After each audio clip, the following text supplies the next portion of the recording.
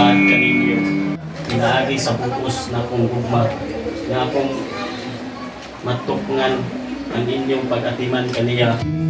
Ikaw, akong kauban, pili ako mahirang na. Pili ikaw sa akong tupad, kanunay karon kohon kanimo ra ko mong pabuhay.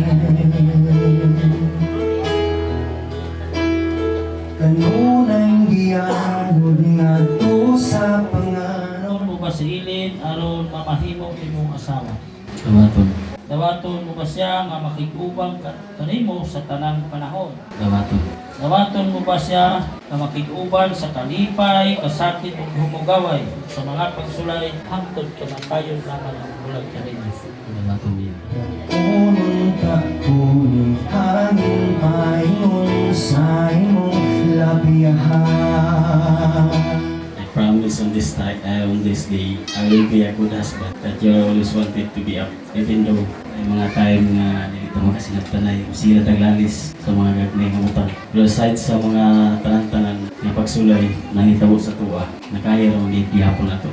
Pumili ikaw sa akong tupad. Promise na ako sa inyo na para akong maunahan sa harapan. O promise po na ako na maayong mga asawa. O salamat sa pagsabot. Ang ako lang, silang tanay lang ta. O love you. Hindi na ko magduha-duha, hindi na ko magpagugo. Ako nagasaad, umaon ka, karoon ihantot sa kanturan. Andam kong magpakalumos, karon nakita ko imong kahaya, matagpapiyong sa kong mata. Kung nandun niyayaw na kong pukawan, kay wako ko'y plano mata. Nining atak na nagampo ko alang sa ilang pagpanalangin, sa ilang pagpuyo. Kanay na ko amahan, ang imong giya, lamdag kanunay, pinagi sa imong espiritu, may maghatag kanunay kanila og giya. Magkinabuhi sila diya sa lugma nimo, kung magkinabuhi sila sa paghandukon kanimo, aron doon na sad sila pag sinagtanay sa usap-usap. Pili ako mahirang na, pili ikaw sa akong tupad, kanunay karon kohon kanimo ra ko mong pabuhay.